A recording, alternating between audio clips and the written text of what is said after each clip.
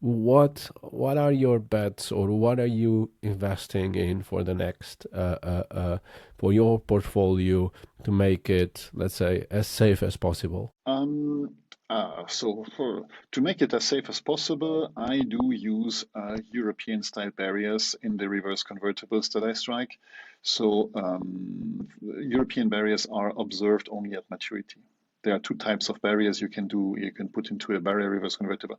So basically, I am strengthening the insurance of my portfolio as much as I can.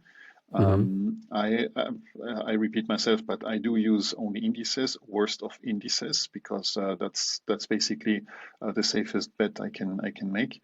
And what I also do is I place a so-called conditional coupon on my products, because by adding this additional risk of not receiving the coupon, I can either increase the coupon or I can lower the barrier or strengthen the Yeah. barrier, meaning that I can basically um, increase the safety of my product.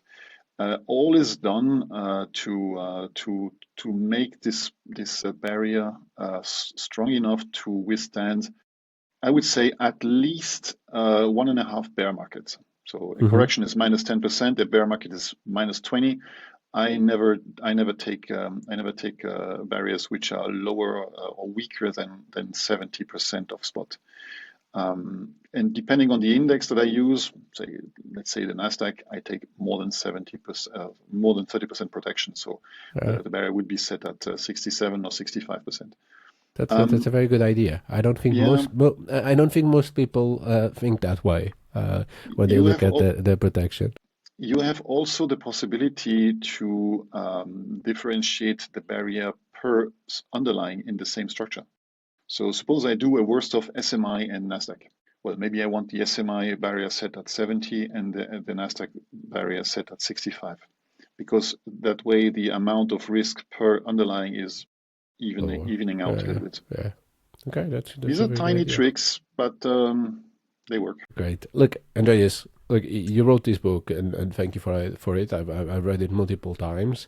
I always take it with me whenever I have a long flight.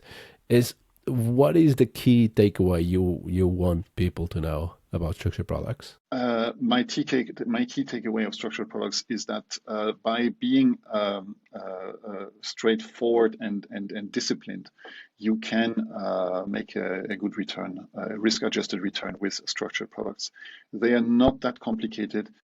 You must take the time to read the term sheets, and don't be afraid of asking questions to a specialist, and seek out the true value of them.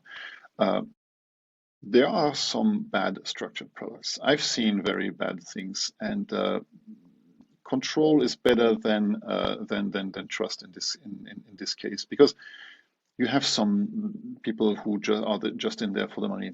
For instance, there are fees in these structured products. That's normal. It's a creation process, and a fair day's work for a fair day's pay. So I would say that you have to control this, that the fees are not too high. You have to check whether the product fits your portfolio.